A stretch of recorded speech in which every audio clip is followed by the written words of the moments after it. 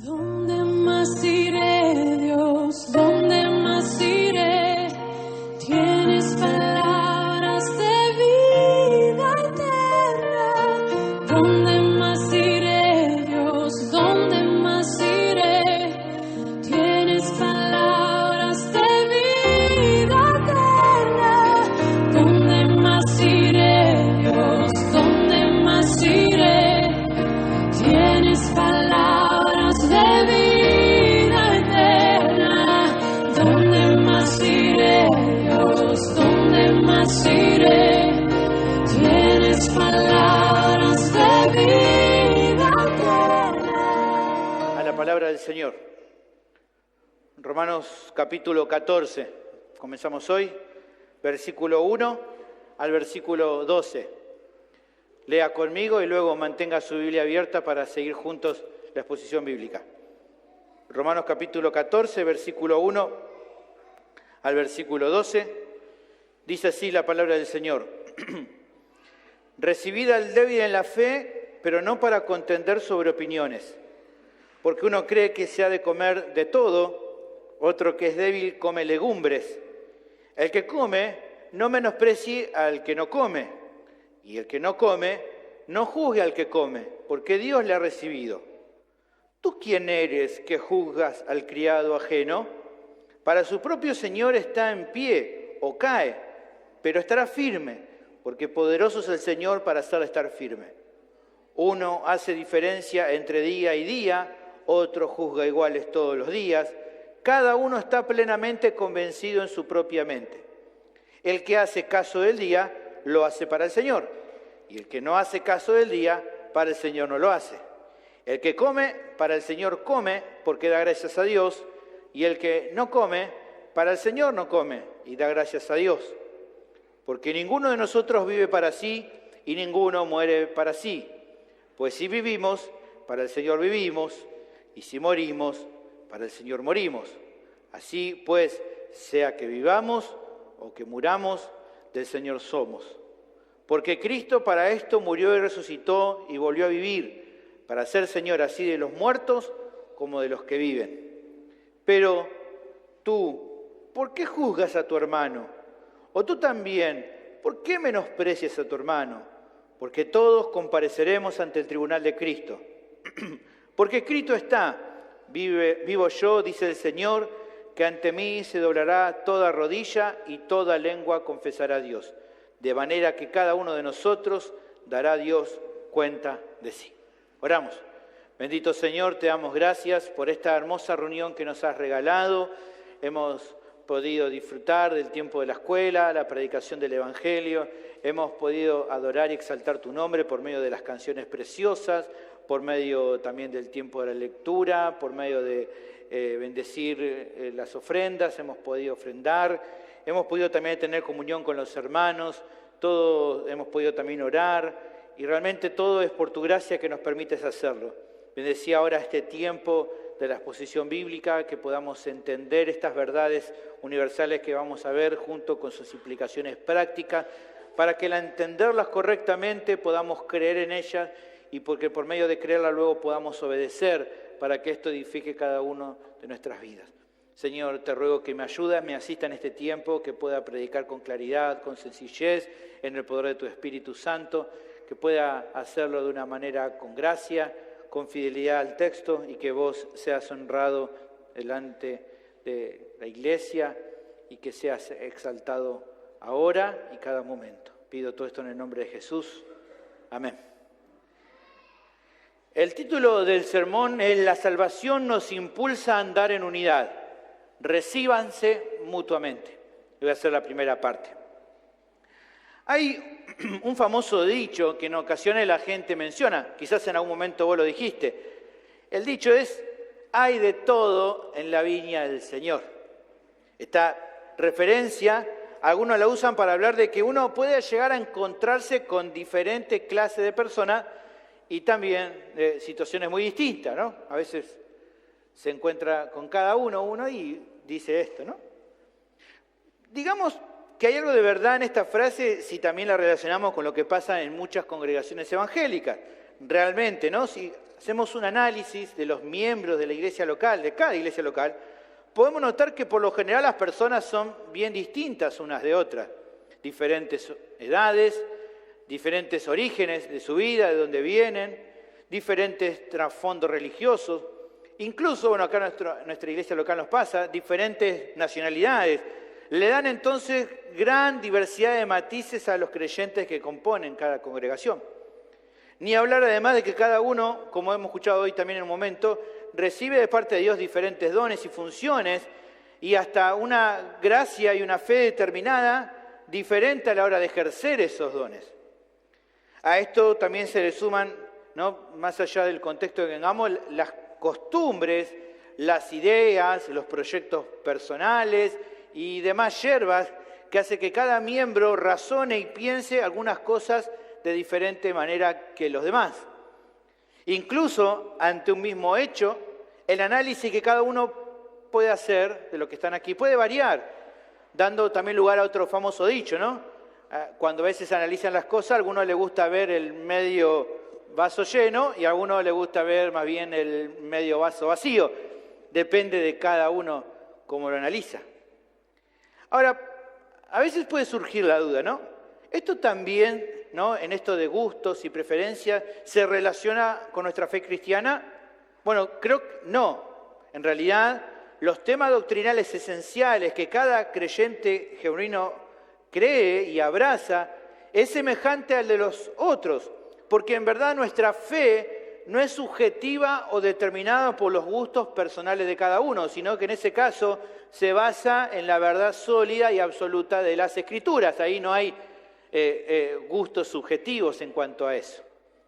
Pero dejando de lado esto, la doctrina y las verdades esenciales que tenemos en la Biblia, es verdad que en asuntos que no se relacionan con doctrinas esenciales, verdades cardinales de la Biblia, también mandamientos explícitos o implícitos, hay en general lo que llamamos libertad cristiana, que se refiere a lo que el creyente puede o no hacer de acuerdo, o define o no hacer de acuerdo a lo que la Biblia no autoriza ni prohíbe. A eso se le llama la libertad cristiana.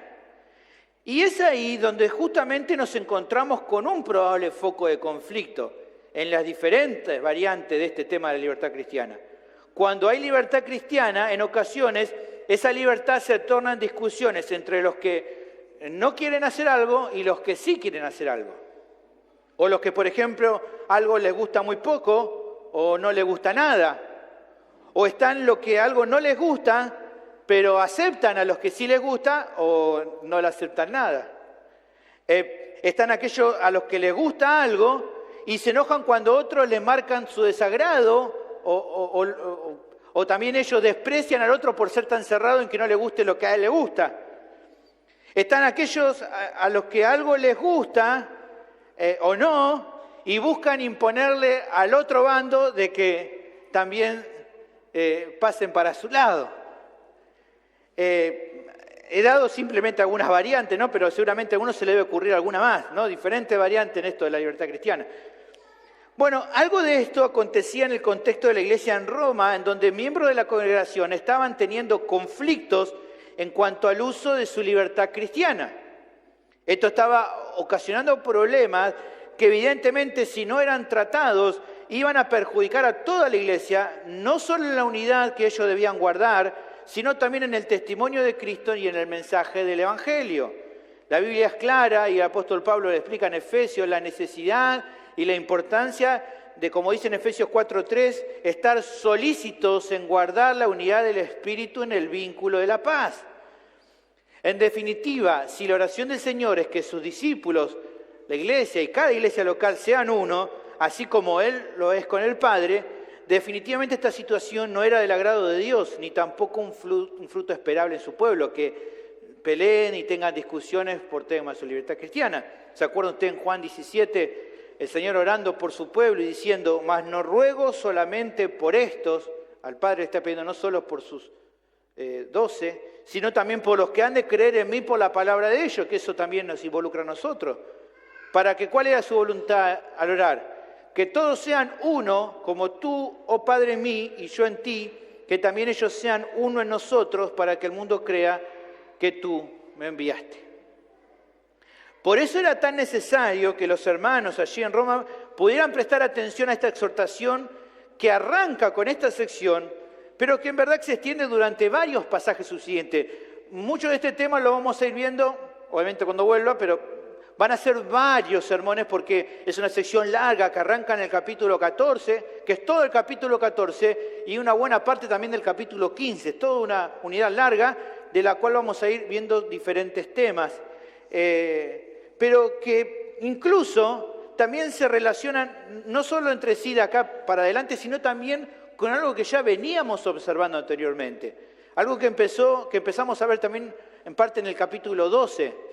La nueva vida en Cristo que los creyentes han recibido resulta en un cambio rotundo en prácticas, en actitudes y en obras que deben buscar exaltar al Señor y a su obra de salvación en cada uno de los que Él salvó, y que evidentemente también repercute en la manera de cómo nos llevamos entre nosotros. Por lo tanto, creo que vamos a ser muy bien hermanos, que en un sentido también creo que nos parecemos a los romanos en el hecho de ser muy diferentes en muchos aspectos entre nosotros, de prestar atención a esta enseñanza que hoy vamos a comenzar a ver, si justamente nuestro deseo es vivir en armonía y en unidad, sin que, por ejemplo, el uso diverso de la libertad cristiana sea algo que nos separe o que fomente la desunión como parte del cuerpo de Cristo. Te animo a seguirme en el día de hoy.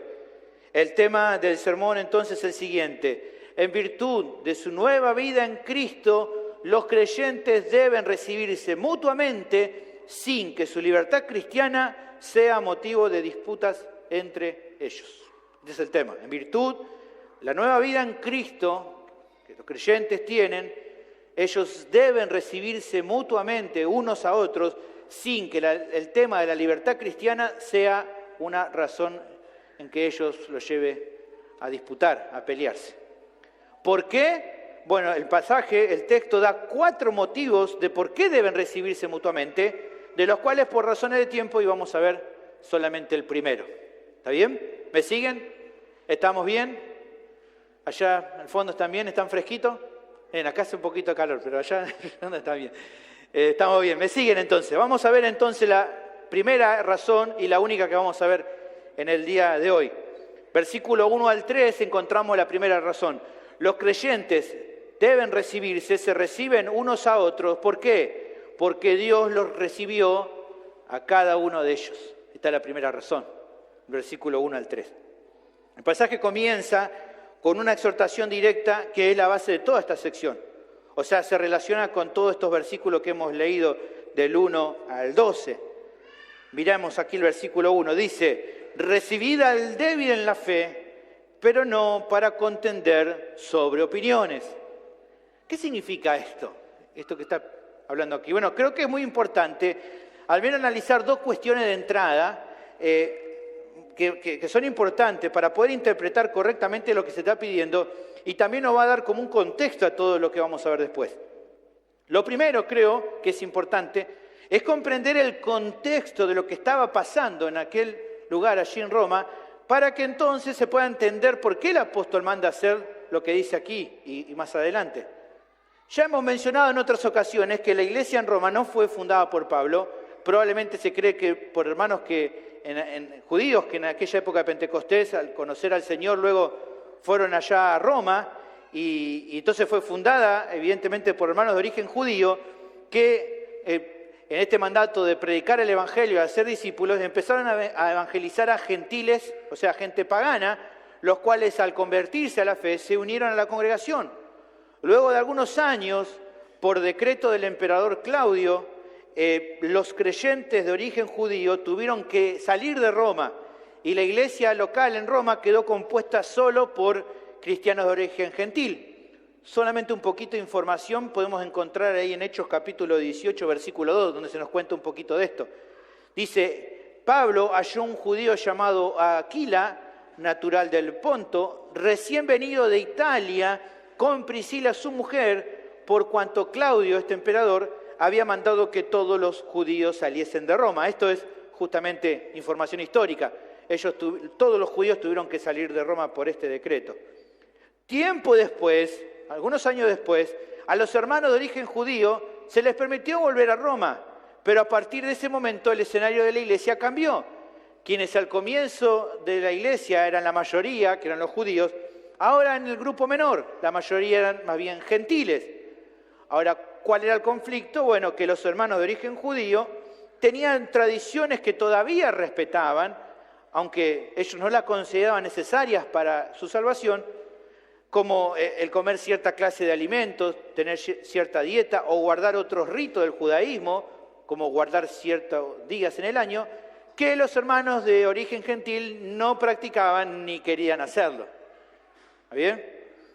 Además, también algunos de los creyentes gentiles, allí también en la iglesia, tenían sus propias luchas personales con cambiar algunas prácticas que traían del paganismo.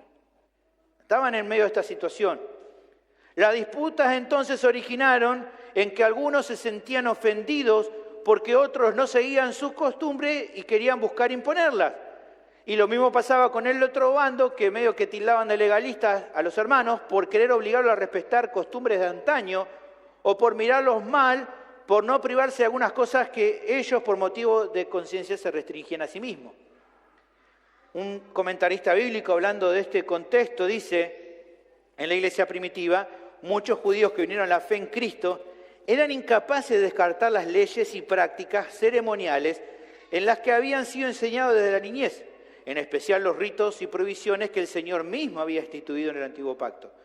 Por otra parte, muchos gentiles habían salido de la práctica de rituales paganos a dioses falsos y costumbres idólatras de todo tipo, en las que también habían estado muy involucrados, razón por la cual sentían una fuerte aversión, o sea, un gran rechazo hacia cualquier cosa que tuviera hasta la más remota conexión con tales perversidades. Muchos gentiles, por ejemplo, eran incapaces de comer carne que hubiera sido ofrecida a una deidad pagana y luego puesta en venta en la plaza de mercado. Otros creyentes, tanto judíos como gentiles, entendían y ejercitaban su libertad en Cristo.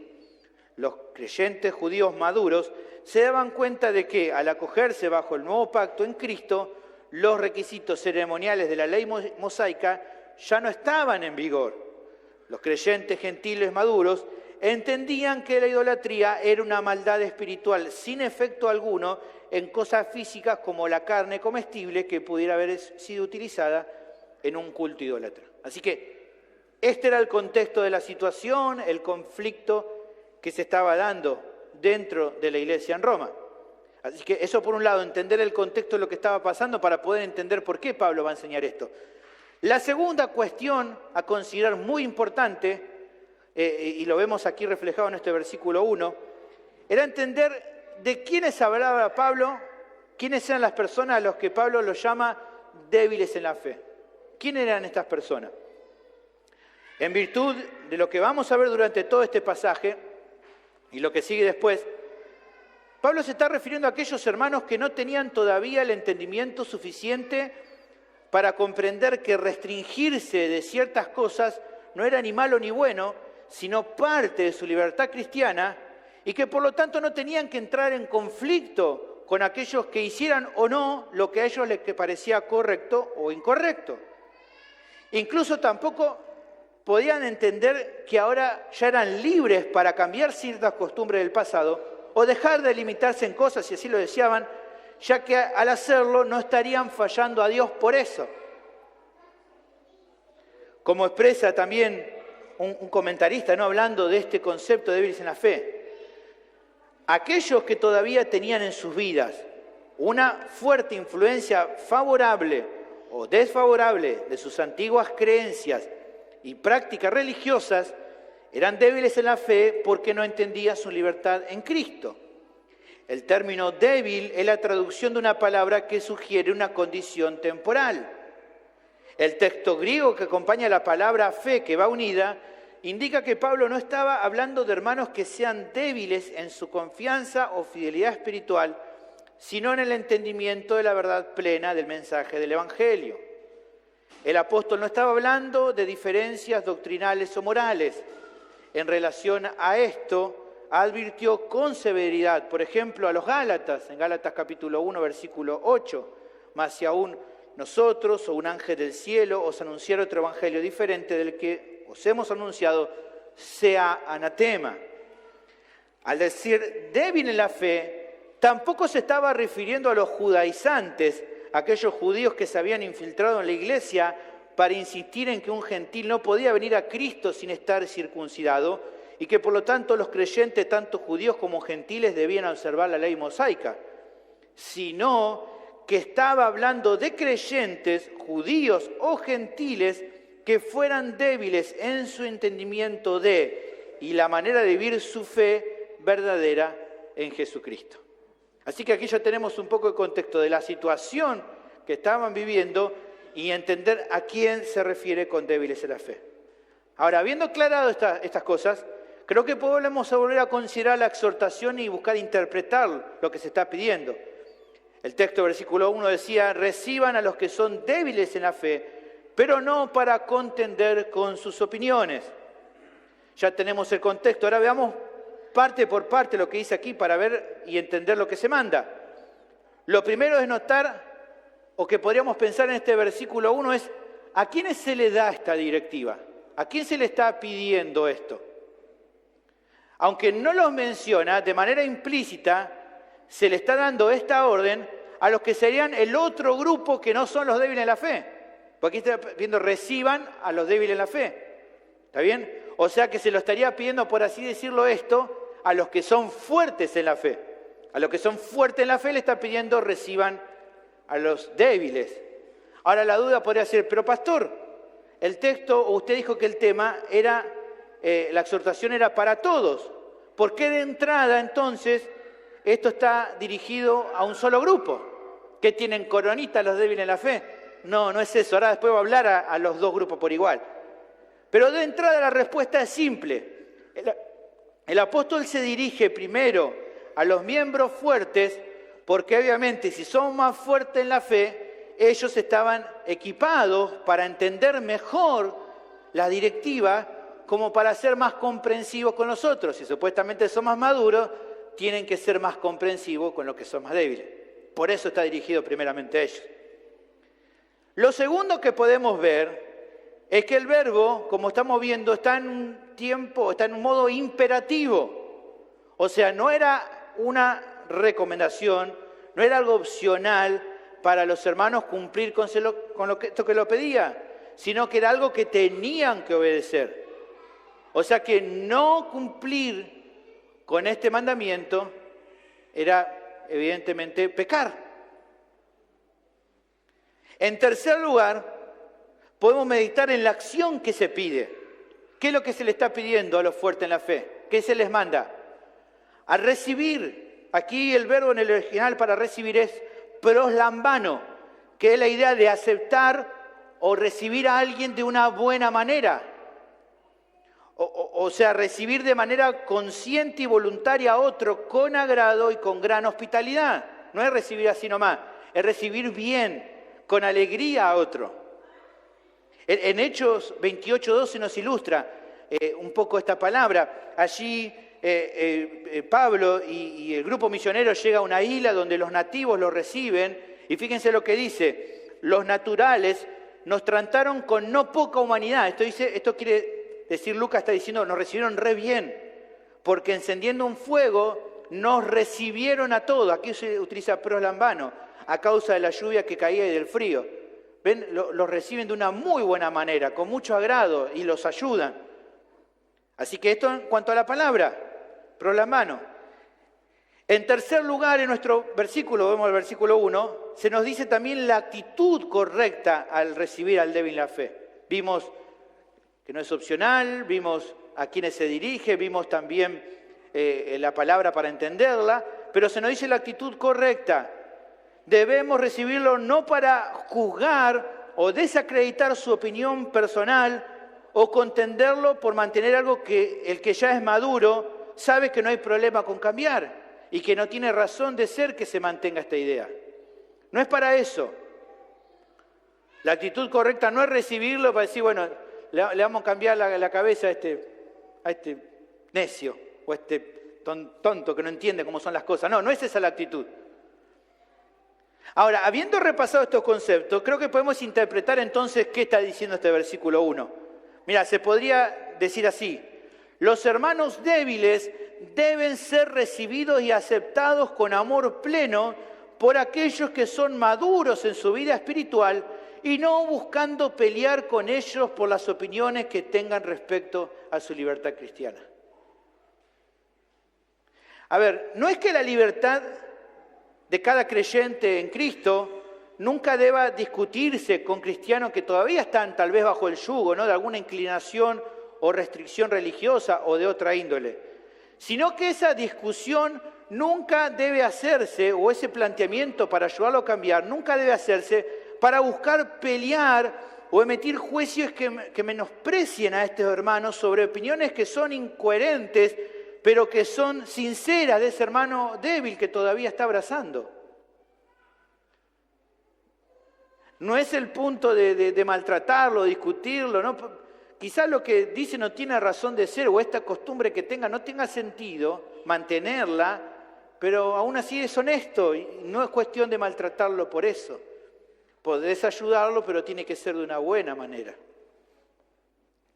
Este es el concepto base sobre el que descansa todo este primer pasaje, que como decíamos, arranca capítulo 1, versículo 12, como estamos viendo acá, pero que en verdad va a seguir hasta el capítulo 15, versículo 13. Se va tratando mucho sobre este asunto y creo que está bueno ir mirando cada parte, ¿no?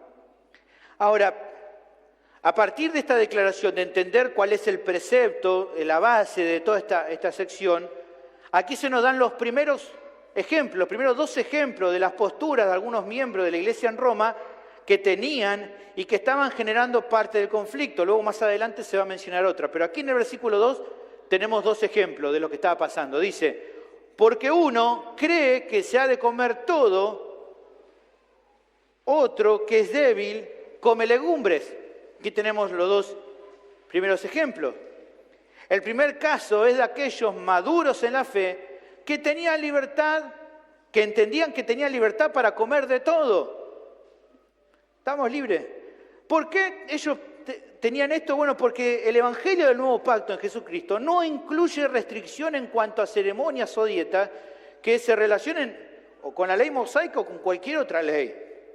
La Biblia da libertad en cuanto a eso y anima a no dar lugar a aquellos falsos maestros que insistan en la obediencia a los preceptos mosaicos como condición para estar a cuentas con Dios. En este tiempo ha vuelto a surgir, ¿no?, a resurgir esta idea de algunas personas que quieren obligar a las personas a volver a las costumbres del antiguo pacto, como una manera de estar como en buena relación con Dios y vuelven como a celebrar reunión o el día de reposo y vuelven a hacer un montón de cosas. Y esto está, en 1 Timoteo capítulo 4, versículo 1, en este sentido es claro, la Biblia dice: pero el Espíritu dice claramente que en los postreros tiempos algunos apostatarán de la fe, escuchando a espíritus engañadores y a doctrinas de demonios, por la hipocresía de mentirosos que, teniendo cauterizada la conciencia, prohibirán casarse y mandarán abstenerse de alimentos que Dios creó, para que con acción de gracias participasen de ellos los creyentes y los que han conocido la verdad. Aunque aquí el pasaje no lo está diciendo todo, no es que simplemente le dice: no, cuídate de esto porque estás medio gordito. No, le estaba diciendo, en verdad, estos falsos maestros: no coman esta clase de alimentos porque solamente así ustedes van a poder estar justificados o van a poder recibir la salvación. O no se casen porque si no entonces no van a poder recibir la justificación, el perdón de sus pecados. Una locura que esto pase, pero ya estaba anunciado. Pablo le dice a Timoteo que se cuide y que ayude a los hermanos a velar por esto. Incluso, hermanos, alguien como el apóstol Pedro tuvo que aprender a cambiar su mentalidad y entendimiento en cuanto a esto, de la comida y de cómo entender ahora las situaciones en el nuevo pacto. En Hechos capítulo 10, versículos 15 y 16, vemos que hay una visión ahí que tiene Pedro y en esa visión aparece un montón de animales y como que Pedro dice: bueno, mirá, Dios le dice: comé lo que quieras. Y Y Pedro dice, no, algunas de estas cosas no puedo comer porque son animales inmundos. No está permitido. Y entonces dice que ahí se escucha, ¿no? la voz. Dice, volvió la voz a él la segunda vez. ¿Y qué le dice? Lo que Dios limpió, no lo llames tú común.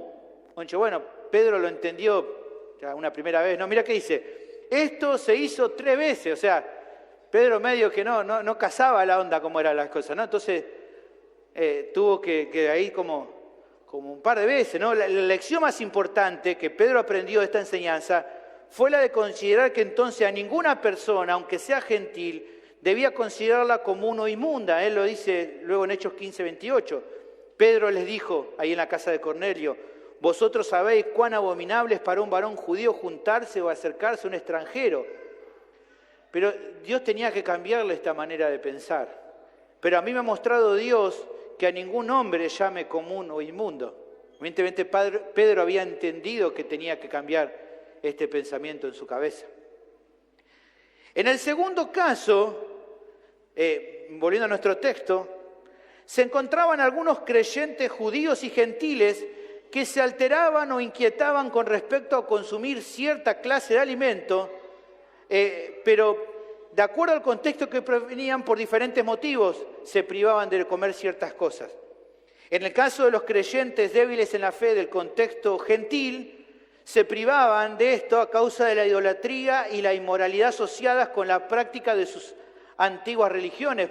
Parte de comer de todo estaba muy asociado con el culto pagano que ellos tenían. Ellos se sentían incapaces de comer carne o cualquier otro alimento que hubiera sido usado como ofrenda a uno de sus dioses paganos, porque para ellos, todavía débiles en la fe, les era de tropiezo para sus conciencias. No lograban todavía entender de que comer carne, aunque hubiera sido sacrificado de ídolo, no era nada. Todavía les afectaba.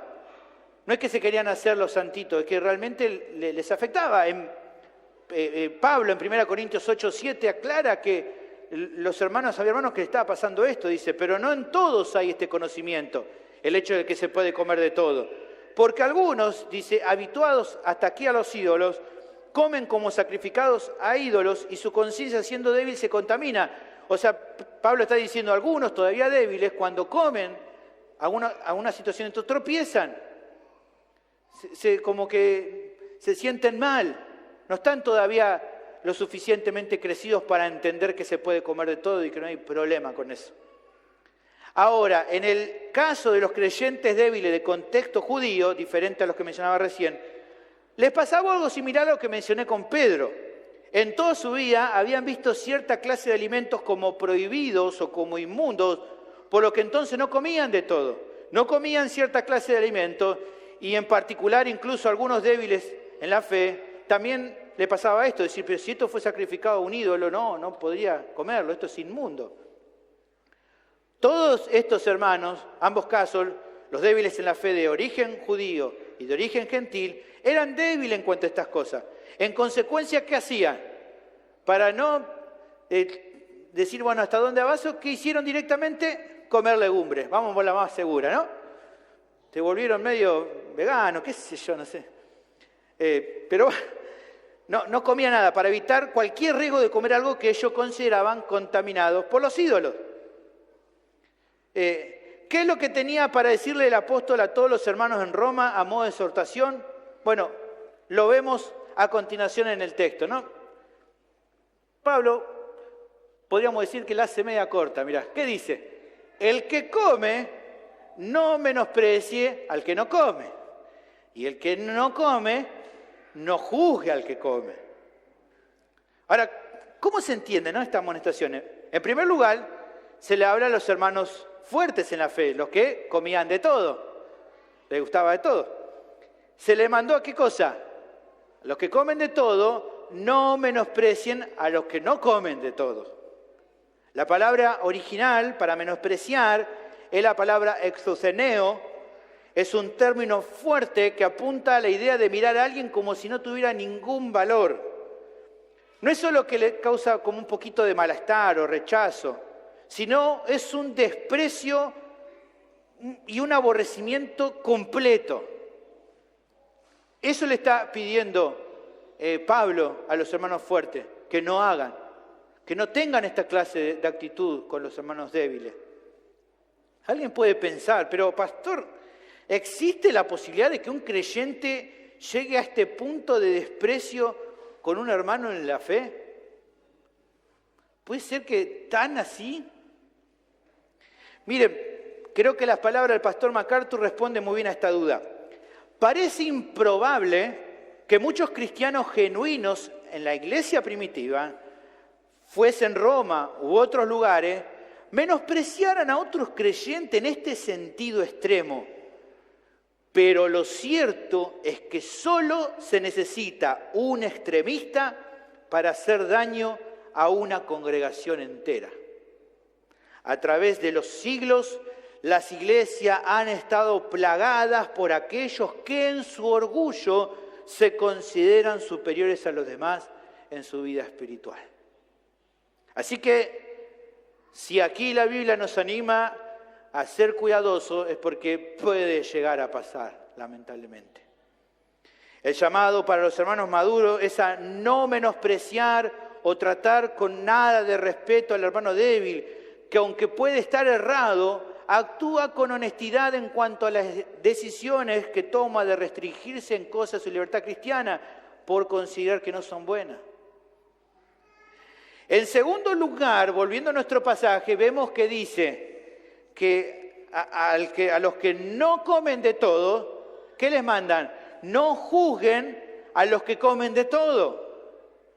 Aquí el término para juzgar, en el original la palabra krino, es también bastante fuerte como el término anterior y significa de manera básica separar a alguien y aislarlo. En un sentido legal se usaba en aquel tiempo para hallar a una persona que era acusada culpable de un crimen.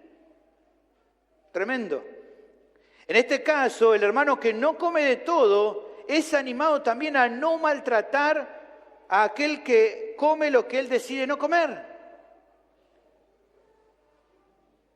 En definitiva, tanto el no menospreciar como el no juzgar apuntan a lo mismo. En ambos casos se trata de alguien que trata a otro con falta de amor y de consideración, y que por lo tanto está en un error con la actitud que toma, ya sea que se trate de un miembro fuerte que trata con menosprecio al hermano débil y lo considera como legalista en su opinión, o se trate del hermano débil que juzga al miembro fuerte como un irresponsable por las cosas que hace, en el mejor de los casos, o como alguien que anda en libertinaje, en el peor. Ambos deben cuidarse de esto y en el caso de caer en este tipo de actitudes, ambos creyentes deben arrepentirse por su mala manera de obrar. Ahora, habiendo dado las explicaciones del caso, ¿no?, de lo que deben evitarse un lado y el otro, a continuación se nos da la razón de por qué tienen que cuidarse y actuar de esta manera. ¿Qué dice el texto? Aquí está la razón. Por qué nos da la razón. Porque Dios le ha recibido. El punto es que tanto débiles como fuertes deben recibirse, deben aceptarse amorosamente, porque Dios los ha recibido primeramente a cada uno de ellos con amor y con gracia. Esta es la primera razón. Esta es la primera razón de que el pasaje brinda de por qué los creyentes deben recibirse mutuamente sin que el tema de la libertad cristiana genere disputa entre ellos, porque Dios nos ha recibido a cada uno de nosotros. Si Dios ha salvado a cada pecador y lo ha recibido como parte de su familia, Pablo explicó esto en la misma carta a los Romanos capítulo 8, versículo 15, ¿se acuerdan? Pues no habéis recibido el espíritu de esclavitud para estar otra vez en temor, sino que habéis recibido el espíritu de adopción, por el cual clamamos, Abba, Padre. El Espíritu mismo da testimonio a nuestro espíritu de que somos hijos de Dios. Y si hijos, también herederos, herederos de Dios y coherederos con Cristo. ¿Para quién está esto? Para todos los creyentes. Entonces, si Dios ha recibido a cada uno de los creyentes, de los que estaban en pecado, si los ha salvado y los ha hecho parte de su familia, es un acto muy triste que sus hijos no se acepten mutuamente y que un tema que no es esencial a su fe, como es el uso de la libertad cristiana, los lleve a menospreciarse mutuamente. Es una locura. Incluso con tanta diversidad entre nosotros y siendo tan diferentes en gustos, en costumbres, en contextos, Dios no nos quitó esas cosas. O no nos pidió primero que la dejáramos para entonces así sernos parte de su pueblo. O Dios te dijo, vos no, primero tenés que largar el mate y después te acepto como parte de mi familia. No dijo eso. Quizá un extranjero decía amén si dijera eso. No, lo que no le gustan los mates, los que vienen afuera. No, no dijo eso. Nos aceptó. Con nuestro gusto por el mate y con muchas otras cosas. Por lo que entonces, ¿no? Su salvación, ¿no? Por cada uno de nosotros fue de la misma manera, solo por su gracia y no por algo que los receptores de esa gracia puedan hacer. Por lo que entonces, en definitiva, si él mismo no considera esto de la libertad cristiana, de los gustos, de las costumbres, como un asunto que le genere controversia, ¿qué derecho tiene alguno de sus hijos para hacerlo? Si tanto los débiles como los fuertes gozan de la misma aceptación y comunión con el Señor, realmente es arrogante y pecaminoso que estas dos clases de creyentes no estén dispuestos a aceptarse unos a otros. Si Dios nos recibió a todos, es una locura que entre nosotros no nos recibamos. En el próximo sermón de esta serie vamos a seguir avanzando para ver otras razones de por qué debemos recibir a nuestros hermanos sin que el uso de la libertad cristiana sea motivo de discusiones, de pleito y divisiones dentro de la iglesia local. Pero creo que hasta donde hoy llegamos nos debe llevar a la reflexión sobre una realidad en cuanto a este asunto, hermano. Es una realidad. Todo el tiempo está latente la posibilidad de que se generen cuestiones de la libertad en tu vida como cristiano que puede llevar a tensiones con tu hermano en la fe. Creo que sin duda, con casi todo se puede dar lugar para discutir, para pelear, y que eso lleve al error grave de no aceptarnos, desde gusto culinario, carne más cocida o menos cocida, costumbres familiares, temas de arte, de política y hasta deportivos, hasta costumbres relacionadas con lo religioso, como celebrar o no ciertas festividades, pueden llevar a, como decimos nosotros, a agitar la cosa para sentir el deseo de querer pelear o contender con otro por su opinión en un tema en particular o por su gusto, faltando el respeto o maltratando, a veces quizá no de forma abierta, pero sí en el propio corazón, tomando en poco un hermano por no adoptar algo que para uno es correcto en cuanto a la libertad en Cristo. Incluso hace muy poco tiempo, hermanos, pasamos por una de estas controversias. Lo voy a mencionar porque es triste. Más que nada porque a veces uno ha visto, incluso en redes sociales, discusiones y peleas, donde tristemente incluso los inconversos ven a los cristianos peleando. Usted sabe de qué estoy hablando, ¿no? Famoso, Navidad sí, Navidad no. Arbolito sí, arbolito no. Pan dulce con fruta sí, pan dulce con fruta no. Faltaba nomás que digamos chasquibún sí o chasquibún no, porque pareciera que todo es bueno para pelear con el que no gusta como yo. Hermanos, eso no agrada al Señor, no es de agrado a Él, que peleemos por cosas así. Debemos resistir la tentación y esforzarnos para que por medio de los medios de gracia que tenemos mantenernos en buena disposición y consideración de todos nuestros hermanos. Porque el deseo de Cristo de que seamos uno, como se menciona por ejemplo en 1 Corintios 1:13, no puede ser condicionado por esta clase de asuntos que son secundarios y no atentan a la fe. Lo que nos tendríamos que preguntar todos es esta pregunta retórica que Pablo hace en 1 Corintios 1:15, una pregunta cortita pero que nos da justamente nuestra lucha. 1 Corintios 1:13 dice, ¿acaso está dividido Cristo?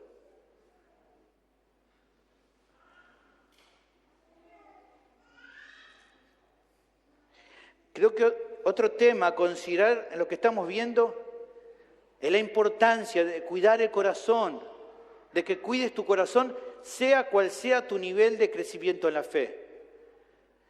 ¿A qué me estoy refiriendo con esto? Bueno, aquellos que se sienten liberados para usar su libertad cristiana, en ocasiones deben resistir la tentación de querer empujar esa libertad en Cristo hasta el límite, de vivir bordeando entre lo permitido y lo no permitido. Hay gente que conoce, ¿no? Hasta acá, bueno, está todo el tiempo ahí en el borde. Eso se tienen que cuidar. En cambio, los que son débiles también pueden ser tentados, pero al revés. A veces por temor de cometer algún pecado se imponen a sí mismos un montón de restricciones por los cuales más de una vez se sienten mal o amargados, se privan un montón de cosas, ¿no? Y no, yo no tomo coca porque, ¿viste? ¿Viste? Y lo ve al otro que está tomando y se le cae la baba, ¿no? ¿Por qué te matás así? Si nadie te dice, hacelo si querés. A lo sumo like si te gusta, no sé, qué sé yo. Unos y otros deben guardar su vida de usar mal su libertad cristiana para darle paso al libertinaje, tanto también como para restringirse de todo y terminar practicando algún tipo de ascetismo religioso, como medio de querer lograr como una mayor aceptación de Dios, o por sentirse satisfecho de uno mismo, o verse mejor que otros por restringirse de todo. Debemos cuidar en cuanto a esto. Otra cuestión muy importante que los creyentes deben vigilar en su corazón es no actuar con parcialidad en tu actitud. Obviamente, siempre es más fácil aceptar al que tiene más cosas en común con vos. Pero el llamado de este pasaje es recibir a todos tus hermanos por igual, sean débiles o fuertes en la fe. O sea, creo que es valioso ayudar a hermanos débiles en la fe a que clarifiquen ideas que pueden estar erradas, pero de ninguna manera, hermano, puede ser que los recibas con amor solo cuando, en tu opinión, llegan a entender con claridad todas las cosas así como vos lo entendés ahora. No, cuando recién cambien esta postura o en esta costumbre o en esta idea, ahí entonces lo voy a aceptar. No. Si es un creyente, tenés que aceptarlo y amarlo y cuidarlo y ayudarlo. Ni hablar, hermano, del cuidado de no querer forzar a otros hermanos a que cambien en algo que tenga que ver con su libertad cristiana para que entonces los demás acepten.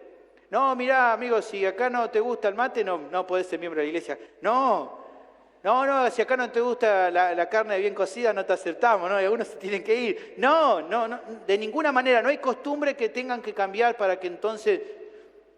No tenemos que forzar a nadie a cambiar cosas de su libertad cristiana para entonces que se sientan parte. ¿Por qué? Porque, bueno, esto en verdad es algo muy común, esto de querer forzar al otro a cambiar. Esto es muy común en sectas que convencen con el engaño a personas incautas de que en todo tiene que pensar igual. Siempre el problema de esta secta es pensar, ¿y quién decide los parámetros de qué tiene que pensar todo? Y bueno, el líder, ¿no? El líder dice lo que tiene que pensar y todos tienen que hacerlo. Bueno, eso es común en las sectas, pero entre creyentes genuinos, en una iglesia sana, no es lo esperable. No es esperable. Si me van a preguntar a mí, pastor, ¿usted qué dice? ¿Mate dulce o amargo? No, mirá, tomalo como quiera. No estoy yo acá para decidir los gustos de tu libertad cristiana. Ahora, si me preguntás a mí, me gusta... Mentira. Cada uno puede hacerlo. Después está en el gusto personal de cada uno, pero no buscamos imponer en esas cosas. En conclusión, hermanos, que Dios nos ayude a ser amorosos y a guardar la unidad, recibiendo a los demás sin que asuntos que no sean relevantes a la fe generen contienda y discusiones. En definitiva, teniendo paciencia con aquellos que quizá todavía hay cosas que no entienden acerca de su libertad cristiana. Pero a la vez también actuando, requiriendo humildad, actuando con humildad, porque solo así vas a poder estar dispuesto a aceptar a los demás, aunque muchas cosas tengan costumbres o cuestiones personales diferentes a las tuyas. Ahora, quizás alguien tenga la duda, ¿cómo lograr esta clase de humildad que me lleva a recibir a los demás sin menospreciarlos, juzgarlos, si tienen actitudes diferentes? Bueno, creo que en definitiva, lo que va tratando nuestro corazón, que nos llama, nos lleva a ser más humildes, nos motiva a aceptar a otros, es lo que es considerando constantemente lo que el pasaje aquí remarca. ¿Qué es lo que nos motiva a ser humildes y a recibir a los demás? Que justamente Dios nos recibió en Cristo. De que Él nos escogió de diferentes razas y pueblos y que nos escogió solamente por su gracia. Algo de esto lo vemos en Efesios 2, 14 y 16. Él es nuestra paz, que de ambos pueblos hizo uno, derribando la pared intermedia de separación, aboliendo en su carne las enemistades, la ley de los mandamientos expresados en ordenanza, para crear en sí mismo de los dos un solo y nuevo hombre, haciendo la paz, y mediante la cruz reconciliar con Dios a ambos en un solo cuerpo, matando en ellos las enemistades. Considerar que en esto de que Dios nos recibió en Cristo es que no nos amó de manera condicional, imponiendo requisitos previos para aceptarnos. Por lo tanto, es la obra de Cristo la que nos motiva a andar en humildad, tratando a los demás con respeto y bondad, independientemente de que en temas de su libertad cristiana no coincidan con nuestros propios gustos y preferencias. ¿Por qué? Porque eso es lo que honra a Dios, porque eso es lo que Él nos mostró. Y porque evidentemente en general será a partir de tu aceptación amorosa, hospitalaria, que vas a poder ayudar a que un hermano débil pueda crecer y madurar. ¿Querés ayudarlo a que cambie? No lo vas a lograr a partir de tratarlo de manera hostil o tratarlo de una mala manera. Si la voluntad del Señor es ayudar a los que son más débiles, luego de mencionar unos versículos antes de que los miembros fuertes, miren 1 Corintios 12, 25. Luego de mencionar Pablo de que los hermanos fuertes deben ocuparse y velar y ayudar a los hermanos débiles, a los miembros débiles, en 1 Corintios 12, 25 se remarca aquí, dice, para que no haya desavenencia en el cuerpo, sino que los miembros todos se preocupen los unos por los otros. ¿Por qué? ¿Por qué hay que hacerlo? ¿Por qué tenemos que preocuparnos y cuidar y ayudar a los demás? Porque somos un cuerpo. Y dice ahí luego más adelante, miembros los unos de los otros. Sí, sos miembros del otro, aunque tenga gustos medio raros. Claramente, entonces, la manera más eficaz de llegar a ellos no es por el menosprecio o el maltrato, sino por recibirlo así como fuimos recibidos por Cristo. Ya lo vamos a ver más adelante, pero ahí es claro en Romanos capítulo 15, versículo 7. Por tanto, recibíos los unos a los otros, ¿qué dice? Como también Cristo nos recibió. ¿Para qué? Para gloria de Dios. Esta es la realidad, finalmente, ¿no? Pensar para cada pecador que ha recibido esta salvación. Cuando estábamos perdidos en nuestros pecados, un día Cristo llegó a nuestras vidas. Él es nuestro Salvador. Él vino al mundo, vivió una vida perfecta, la que nosotros no pudimos vivir, y tomó nuestro lugar en la cruz como nuestro sustituto. En esa cruz cargó con la ira de Dios que nosotros merecíamos, para que por medio de su sacrificio pueda pagar toda la deuda a causa de nuestras muchas transgresiones a la ley de Dios. Pero la historia no termina ahí.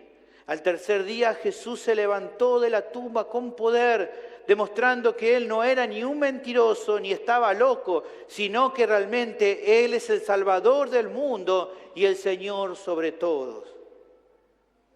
Y en esta realidad es que quiero hablarle a los que todavía no han rendido su vida a Cristo.